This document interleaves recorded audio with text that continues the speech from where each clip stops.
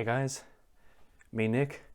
It's been 10 years since I made this new YouTube channel, so it's not really new anymore, but I thought I'd take the opportunity of it being 10 years to, one, replicate the look of that first video I ever made, but with a significantly better phone, but also to do like a fun little Q&A session, because it's been a while since the last kind of this type of video that I used to do, quite often called Tuesdays with Nick. I don't do that anymore because I just didn't feel like doing it anymore. I'll move over to the other camera angle now. Hey, it's been a while since I've been in a angle like this. I haven't really done anything from my bed in a while. Honestly, I've tried to keep my setups more professional looking, but I thought I'd just try this out for the Q&A, get a bit of nostalgia going. Not that anyone has any nostalgia for my YouTube channel because it's so small. I do though, because it's been 10 years since I started. It's pretty crazy, honestly, to think that this thing that I just kind of started as a fun way of uploading skits that I made with friends is now 10 years old, and I'm still uploading on here, and yet not making any money from it and barely getting any recognition. But still, my hair's longer. That's about the only difference. Maybe I've gained a bit of weight, and I'm 24, so there's that too. I guess we should probably get into the Q&A. I think I'll start with the Instagram questions. All right, so first two questions are from Sophia Wilkinson. Thank you very much, Sophia. What inspired you to start your channel? To start my channel, what inspired me was just making fun videos with my friends. And I guess the inspiration for this specific channel was that I didn't like the username for my old channel, Nintendo Waffle 10. And that one was kind of weird because I'd started it with a friend and then we didn't really know whose channel it was. So we decided to split and make our own separate channels. They don't upload anymore, but I still wanted to, under my own specific name. So then I changed it to 120% Nick, which I also think is a stupid name. I think if I went over again, I'd probably do it as an explosives, just because that's my kind of gamer tag. But what inspired me to start the channel? I mean, I love watching YouTubers. At the time, my favorite stuff to watch was like Jack's Films, Tom Scar, the whole Tom Scar like group. So, you know, I grew up with Ed's World, and so that introduced me to Tom Scar, and all his friends like Jack and Dean and Bing, all those guys. Heaps of other ones I probably can't name off the top of my head. They all kind of inspired me to do kind of sketch comedy and fun parodies and stuff like that. You can tell when you go and watch older videos of mine, I'm either aping their style, doing a parody of them, or trying to copy what made them successful with little luck. Yeah, I think that's probably a good enough explanation. Two of you asked this question, actually. Sophia asked it, and Tom Arcaro, the director of upcoming film Suppertime Sinners, check out his stuff, also asked, what video is your favorite? What's your favorite video on your channel? My favorite video on my channel is Listener, because that's the one I think works the best as a polished piece of art on its own. But if I had to pick, like, say, a comedy sketch or a gaming video, I think a video that I actually do watch, like, you know, people always go like, oh, you watch your own videos and stuff. I'm pretty sure every YouTuber watches their own videos, because why would you make them if they didn't make you laugh? Of course, you hate them while you're editing them, but once they're finished, you can probably go back and watch them and still make you laugh. And one of the videos that I honestly keep going back to is the Google Feud video I did with Ben, because it's just really funny. If I'm allowed to say that my own videos are funny, because I just think it's one of the least, like, most low effort videos on my channel, and yet I just think we play off on each other so well. The game is so stupid that it makes for some good banter, and I'm happy with some of the edits in it. I'm also pretty happy with the Untitled Science Show series. Those are pretty fun. I would love to make those into like a proper budgeted series. That's why we haven't made a season 2 yet, because we're waiting. And also Ben's really busy, which is also why we haven't had a Temp Uncles in a while. Some of those, so those would be some of my favorite videos. It's kind of hard to pick because I put work and effort into a lot of them, and then I put very little effort into some other ones. And honestly, it's funny how the ones that I put the least effort into are some of the most popular on my channel. Especially that Spubby video. I actually don't like the Spubby video anymore, but I'm not going to delete it because it's got 51,000 views. Sophia has asked quite a few questions actually. How long does it take to plan a video? That's a hard question to answer because some videos they take forever to plan because you have to organize like multiple people working on it. You have to try and get like a script, or you have to try and figure out the blocking of certain scenes. And then some videos are literally just like, I come up with a funny idea, get out my phone and do it real quick by myself. Sometimes the by myself stuff also takes a lot of planning, like Listener, but some of them, sometimes they don't take any planning at all, or sometimes the videos with people don't take any planning at all. Like a lot of the videos that are just Ben and I reacting to stuff, literally it's just like we were already doing something, and so we decided, we've got time, let's just spend a half an hour recording ourselves looking at Reddit. Yeah, I think that one of the videos that was the most annoying to organize was the two sketches that I did at the beginning of this year. And I want to get back into doing more sketches, which is why I did those two this year. The Matrix one and the Valentine's Day one. Those took an annoying amount of planning because I had other people in them that all have their own lives, they all have their own jobs, so we had to find days where all of us were free. The Matrix one was fine because I just asked for some volunteers. It didn't really matter who came because the script would work for any gender, any kind of person. Whereas the Valentine's Day one specifically, I needed these two. I actually originally planned to do that video with two other people who were actually a couple. They couldn't do it, so I got Chloe and Joe, who are not a couple but are still friends.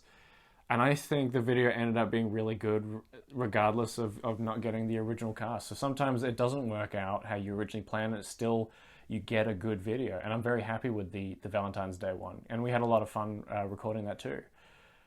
Yeah, no, that's a hard question to answer because videos of all different shapes and sizes take all different kinds of planning to do. Sometimes you have this complex sketch with multiple actors that takes like a whole day to film and 5 weeks to plan ahead.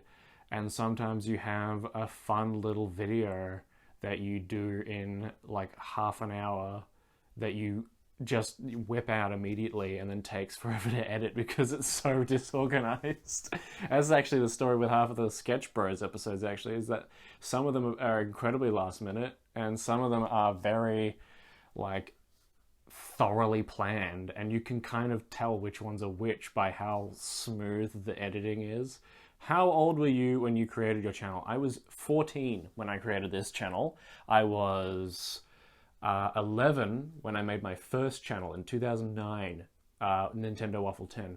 So I was 11 when I started YouTube, but I was 14 when I started this specific channel, as you can tell by just subtracting 10 from my current age, 24. What video is most popular? Easy question. Just go onto my channel and click sort by most popular. That is the Spubby video. I wish it wasn't. I wish I had other videos on my channel that were more popular than that, but that's not how the algorithm goes. That video was released at the perfect time. It was right when all these Reddit reads were becoming really popular, and Spubby was also kind of getting popular. And so I jumped on that bandwagon. We did a fun video. I promoted it on a few subreddits, and then it just blew up. And there were people on that, there are some comments by people on that video from channels that inspired me to make the Spubby videos. There's one called Hey Beeps. She was really fun. I haven't watched her videos in years, but yeah, it was cool seeing that she commented on my Spubby video. That was kind of fun. But I do wish that there were other videos on my channel that were more popular, like especially Listener. Listener is, I think, it is one of my favorite videos because of the fact that I put a lot of myself into it. And the sound design by Vaughn is fantastic. It's like one of the best collaborations I've done with another person. But and then some of the Tuesdays with Nicks, or the Untitled Science Show videos, or just all my short films in general. I just kind of wish those were the ones that would get popular instead of the low effort videos like Spubby and that kind of stuff. Like gaming videos, I don't care if they get popular. I don't care. I just want my sketches, my comedy stuff, and my short films. It'd be great if those were popular instead. Last question from Sophia. What number video is this? So this video is currently 351. Favorite game you've played this year? Ooh. Alright, so I actually haven't played any new games. I am not a gamer. I don't play a lot of new games when they come out. My favorite game that I've played this year, probably Dusk, because I've started playing that a lot more this year. Or I've gotten back into Mario Kart because of the DLC. I mean, I played Superliminal this year, actually. That was really good. Superliminal is pretty new. I think that came out last year. I finished that. That's fantastic. That's a great game. New Stanley Parable, the Stanley Parable Ultra Deluxe, that was really fun. That's probably the newest game I played, which is basically just like it's a sequel, but it's basically DLC on top of the original game. Crab Game was pretty fun, just playing that with friends. Yeah, I don't game a lot.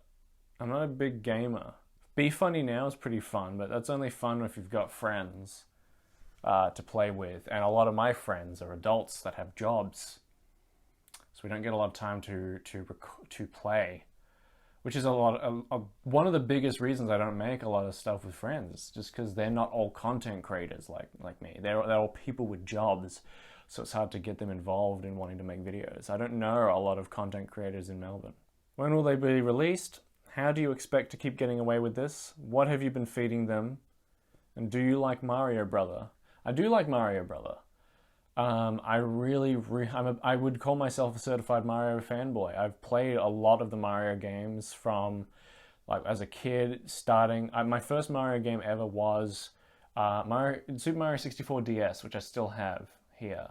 And then also New Super Mario Bros. On the DS as well. And then I've played like all the originals, obviously not on the NES, on the Wii.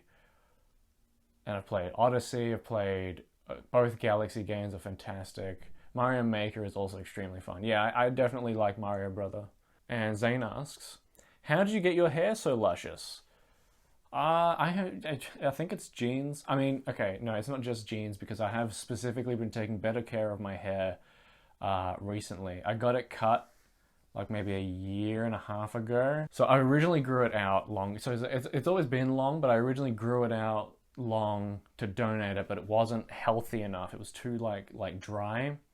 So it ended up not being good enough to donate. So I got it cut, and now I'm growing it out again, taking better care of it. So, but I don't do anything like extravagant. I just use shampoo and conditioner, 2-in-1 as well. I use like in high school, my hair was better because I did the two separately, or maybe that was in uni. It was a couple of years ago. I used to have them separately, but it took too much time. So I have the 2-in-1, but my hair is fine. I haven't washed it since Sunday, but it's still fine now. I haven't washed it since yesterday. But yeah, I just use shampoo, and I don't do it every day. I don't do it every time I have a shower. Only every maybe every couple of days. Because if you wash your hair like every time you have a shower, it gets really dry, and the oils, the natural like oils in your hair, don't like properly. The natural oils in your hair, they don't like properly distribute, if that's the right word. That's my main lesson. Don't wash your hair every day. Only wash it every second day, or every 3 days, every couple of days. All right, now for the YouTube questions. And Cat Lover, they've been a subscriber for a while now. Do you ever get tempted to remove old videos? Sometimes sometimes, because every now and then I will come across a big YouTube channel that has been around for 10 years, but then only have uploads reaching back maybe 3 or 4 years. And I'm like, okay, so there's like a whole backlog of stuff you've either privated or deleted because you're embarrassed. And I get it, because sometimes old videos can be embarrassing, but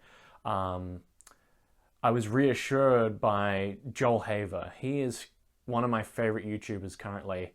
And he still has all his embarrassing like old videos from like 10, 12 years ago. He's been uploading on his channel way before I have. And it's basically, yeah, and it's the same reason that I've been going this whole time, is that I like to show my growth. There are a few really bad stuff that I have deleted, like my Undertale Let's Play that a lot of you probably didn't even know I did, and a Minecraft Let's Play that I did when I was like, I probably did it at the beginning of my channel. I think I did it when I was 14, like 2012, that Minecraft Let's Play. So like, but I keep the very first video I uploaded on here, Hi, I'm Nick, which was uploaded on the day I created the channel. So I like to keep old stuff on there to show my growth as a creator and as a filmmaker. To show my growth. So yeah, I keep old videos up on my channel to show my growth as a content creator or as a filmmaker. Because it's just a fun thing to do, you know. It's cool to see. I love watching old short films that big filmmakers have made when they were young, you know. Yeah, I love seeing artists grow, and I feel like that kind of gets diminished when you go through and you delete years and years of old content. I get that you want to give your channel like a specific style or a consistent aesthetic, and you don't think your old stuff really matches it, but then just make a new channel. If you're not satisfied with what you've accomplished, then start again. I wouldn't want to start again from my thing. I've deliberately set out to make my channel a variety channel, in that being that I upload gaming videos and sketches and everything onto this one channel rather than having separate channels for everything. Inconsistently is, if anything, part of my brand now. So yeah, like deleting old videos would just kind of defeat the purpose of that. What has been the most fulfilling moment in your 10 years on YouTube thus far? Reaching 1,000 subscribers was pretty cool. I think it's safe to say that's the most fulfilling moment I've had on here. Is that, yeah, because reaching a milestone like 1,000 subs is big for a small channel. Like, it's the same. I'm sure that like huge channels that reach 1 million subscribers probably don't get that same rush that you do when you hit your first 1,000. When you've hit your first 1,000, you feel like, oh man, anything's possible. And I'm sure, you know, it's awesome to hit 1 million, but yeah, I don't know, that first milestones are always the coolest, you know?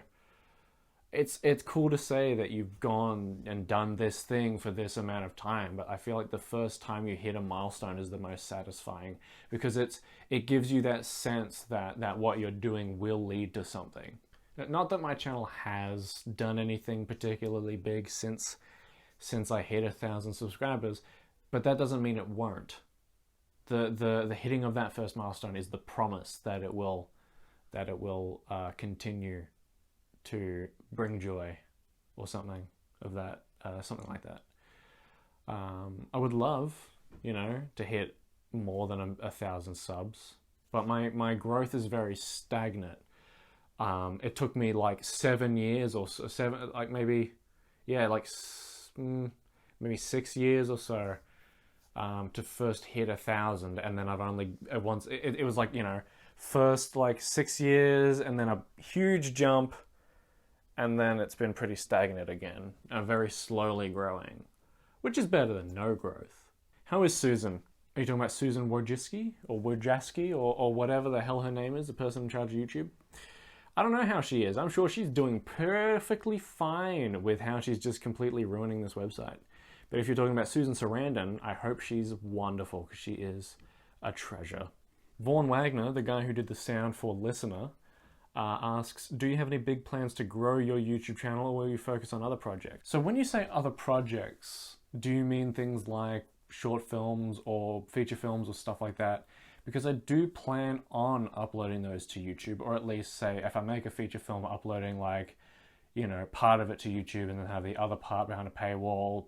I don't really feel like I'd do that for my first movie if it's a low budget thing. But if you mean like, say, trying to get into the film industry and leaving YouTube behind, I don't know. I feel like if I got into the film industry, I would want to continue doing YouTube. And if anything, they would benefit each other. So doing more YouTube stuff would help cultivate my creativity and also give me a platform to share my stuff, while getting into the film industry would then get me a career that I can use to help promote my stuff on YouTube. So it's like a, both benefit the other, And I mean, I've always been wanting to grow my YouTube channel. The whole point of, I think, making content for people to enjoy is so that your channel can grow and you can get more people to watch it and more people to enjoy them. Getting 50 people to watch my videos is already kind of cool, because 50 people are hopefully enjoying the video and having a good time. But if I can make 500 people or 5,000 people enjoy themselves and have a good time, that's even better. So of course I'd want to grow my channel, and any help that I can get in doing so, is always welcome. And speaking of other projects, I hate announcing stuff because it always means that it never happens. When I share things, it always makes them take forever. I've got like 5 or 6 videos that need to be edited. I'm not going to say what they are, because if anything, announcing them will make them even more delayed. But I do want to say that I plan this year to make a movie. Be it an hour, hour and a half. It doesn't matter how long it is, as long as it is movie length. That's my plan. That's my big goal for the year. If I can make that and have it, I'm going to upload it on this channel. And if I could have that, I can say that I've accomplished something big this year. But I want to continue making the small like sketches and fun like vlogs and stuff here and there. I just don't have... Now that we're out of lockdown, I really, really don't have the time. When we were in lockdown, I was just too tired and depressed to make YouTube videos. Now I'm too tired and busy to make YouTube videos. I'm out like either every day or every second day doing something, usually in the creative industry at least. And by the time I get home, I'm always too tired to actually sit down and edit or even draw.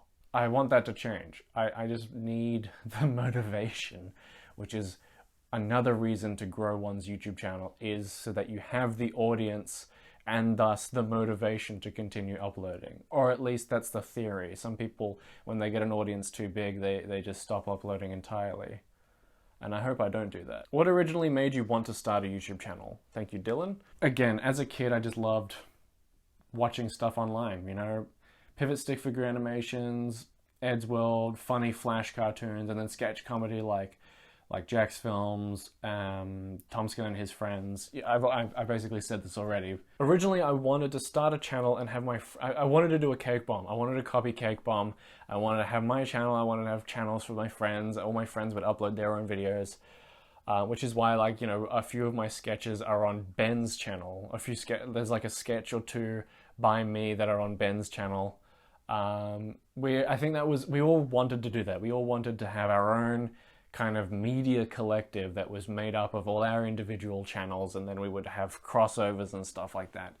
Of course, it was way too ambitious, and I'm basically the only person who still uploads. But yeah, the inspiration, it's just other YouTubers. And I hope that one day that my channel, if it gets bigger, hopefully my channel will inspire other people to make their own YouTube channel, and vice versa, and so on and so on. You get people who inspired me, and then I inspire people who inspire other people. Like, that's how art should work. Art should be just people inspiring each other to make creative works outside the needs of capital. Have you ever filmed something but then deemed it not good enough to post? Yes. Absolutely. I've got so many unfinished videos. I've got folders upon folders of videos that I recorded and then never finished or never uploaded. More out of laziness rather than anything, but I do have heaps of stuff that in retrospect I wouldn't upload. I recorded it and I wanted to make it done, I wanted to finish it. Time passed, I never finished it, and then by the time I got to thinking, should I finish it? I change my mind and I'm like, you know what? This is not good enough. I'm gonna either try again or not finish the video. There's 350 videos on this channel, and I reckon I've got another 50 to 100, somewhere between 50 and 100 videos on my folder that are completely unfinished, be they raw footage, or even just plans, like plans for videos, scripts that were never shot. I'm sure heaps of YouTubers do this, where they just have heaps of stuff they never do, they never finish, I've got so many animated stuff that, like, I started, got busy, and then when I got back to doing it, it was too finished to want to give up, but also too unpolished to be worthy of uploading. So I would either want to do it again, or again, just give up and maybe get better at my craft before attempting something similar. But yeah, I've got heaps of videos. I've got so many videos that I planned and then never made, or shot and then never finished. Like, I've got that Eden Rise vlog from 2012, 2013, probably 2013, that video called Adventures at Eden Rise. We made a sequel. I have the files. I have the videos. We made a second one, and then I just didn't finish it. It wasn't as funny as the first time. It's like trying to recapture lightning in a bottle. It's sometimes you make a sequel to something and you're like, no, it's not worth it. It's not going to be the same. And I don't necessarily think that video is particularly good anyway, but it's nostalgia. You think you can do it again because it's just a fun video to make with friends. And then you end up being like, nah, it feels so forced to try and do it again. What is the biggest flaw of YouTube? Ooh, this question could make me go on for an hour or so. The biggest flaw of YouTube. YouTube's got so many. There's the whole thing of just rampant censorship of videos, making it incredibly hard for people that are genuinely creative or trying to push the envelope or just trying to make stuff that isn't kid-friendly. To be able to make money from YouTube. I don't have that problem because my channel is too small to make money from YouTube, but if I did have that problem, I would probably start a Patreon like so many of those creators do. And it's just such a harsh, it's such an annoying, like, what is okay and what isn't okay, because their rules are so incredibly vague and their guidelines are so vague that it becomes incredibly hard for people to determine what is worth uploading and what is worth censoring, which then makes it so hard for people to want to try and push the envelope instead of just doing lowest common denominator crap. I don't have that problem though, so it doesn't really affect me. I upload whatever I want because I don't have to worry about the man censoring my shit.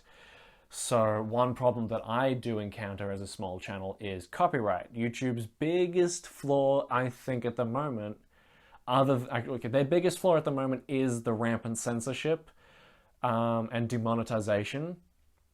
But their second biggest flaw is their copyright law, because it's just the content ID system is inherently flawed because anyone can flag your video regardless of ownership for your thing, and that's 30 days of which, again, while demonetization doesn't mean anything for my channel, it does hurt the watchability of something. It hurts how the algorithm pushes it, and for channels bigger than mine who make money from YouTube, it hurts like the first big batch of money they make, because when a video gets demonetized, it takes 30 days for that video for the dispute to be disputed, because it takes 30 days for a copyright claim to be successfully disputed, and that's if you know you're in the right.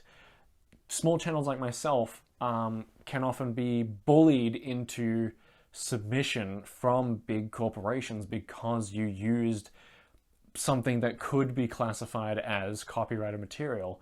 And you can't dispute it because you have the possibility of having your entire channel terminated, which I don't think should be I don't think that should be a punishment, especially when you know you're in the right, but you can't fight it because they're a big corporation. When I made that video, September, which is a parody of the song September by Earth, Wind & Fire, we had our own lyrics, our own recording, our own instruments, everything was us. The song itself, the background music itself, obviously, it's Earth, Wind & Fire, but it's our own instrumentation. We put a few little spins on it so that it doesn't sound exactly the same as the original, and yet it still gets claimed as just as if we had uploaded the full original song uncut.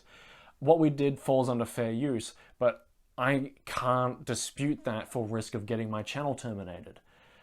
And the weirdest part of that thing is that it didn't even flag the video as Earth, Wind & Fire. It flagged the video as like a remix of the Earth, Wind & Fire video, the Earth, Wind & Fire song that sounds nothing like the original. Like when you have this video that I made and you look underneath and you see it classified as, oh, this is a remix of September by Earth, Wind & Fire. And then you listen to the remix and it's like, this does not sound like the original song, whereas our parody sounds more like the original song than it does the remix. It's such a weird, annoying thing. And to show that the system is broken, I have examples. I don't have evidence because I don't take screenshots of stuff, but I have examples of moments where, say, when I did that Futurama video, when I did that Futurama episode of Super Sketch Bros, some random unknown channel had uploaded the Futurama theme song to their channel and then claimed it as their own thing. So this wasn't the person who originally made the song. This was just some random channel who claimed the Futurama song as their own. This was maybe 2019, 2020. I can't remember exactly when the video was uploaded. But my video got copyright claimed from that person, not from Fox or the person who originally made the Futurama theme song. And so obviously I disputed it because of the fact that this guy just uploaded the Futurama theme and claimed my channel. And so they can just do that. And they can do that with a lot of royalty-free music. A lot of royalty-free music has that problem. I constantly get this one video called Camera and Editing Techniques. That video uses Tchaikovsky's Dance of the Sugar Plum Fairy, which is a royalty-free song. I used a royalty-free version of the song as well, from YouTube's very own music library. But because it's public domain, people keep claiming the song as their own. These are people who have, released it on their own CD or released it as part of their own service or whatever. People who believe that they own the song, which they don't, because you can't own that song. It's in public domain. I think I've had to dispute the song on that video at least 4 times at this point. And, I won't be surprised if it happens again. YouTube's copyright system is definitely one of their biggest flaws. They've got a lot though. YouTube for Kids is a huge problem. Constantly, changing random animated videos to be for kids and then removing the comments section from them. Or recently, all these automated uploads of songs on YouTube, they all have the comments disabled for no reason. It doesn't make any sense because often those will be the only ones that you can find of a song. And so you can't enjoy a comment section. You can't enjoy talking to people about that song anymore because the comment section has been removed. Yeah, YouTube has a lot of problems and it'll take completely just changing the people that are in charge, because the thing is, YouTube is run as a corporation, and it makes sense because it's such a hard website to become profitable. But when the profit comes at the expense of the people using the website, then it becomes such a hard sell for people to continue wanting to make content on YouTube. So many people have had to go to Patreon just so they can make money from their content, because YouTube is just incredibly unsupportive of creative and original YouTube channels that push the button and push the envelope instead of the same people who will upload the most unoriginal vlogs every day, or just like gaming channels that pump out 500 videos a day, Nothing against those kinds of videos, but it's hard when those are the only ones that are profitable. Because unfortunately we live in a world where art has to be profitable for you to continue making it. It's hard. You either have to have a job on the side, which then drains you of all the energy to make your creative stuff, or you have to starve in order to continue making creative stuff. It's such a harsh world, and YouTube is no better than it. Rim Slim, he's a really good artist. You should check him out. Ever look back at old videos and did not feel cringe or anything, like genuinely proud that you made it and shared it with everyone? Hope that makes sense. That absolutely makes sense. And yes, I do. Quite often I'll look at older videos and think, this is still funny. I don't know how, this is just still funny. Or I'll look back at old stuff and see an effect that I did, or a cut, or just like a line that is just well made, even if the rest of the video is pretty poorly aged. And that's another reason why I don't delete old videos, is just because, there's stuff in those videos that is better than the rest of the video, and stuff that I'm still proud of. It's hard to really feel ashamed of making creative stuff. You can tell we're getting near the end of this because of the fact that my lighting now is completely different to how it was at the beginning of the video. Where do you see yourself over the next 10 years? Thank you, Karan. That's Karan Nanjia. He is the host of The Nicecast on Instagram. Yeah, where do I see myself in 10 years? Do I want to be realistic about this question, or do I want to be hopeful? And I don't see why I can't be both. Because my goal is to become a filmmaker, and that's what I want to do with my life.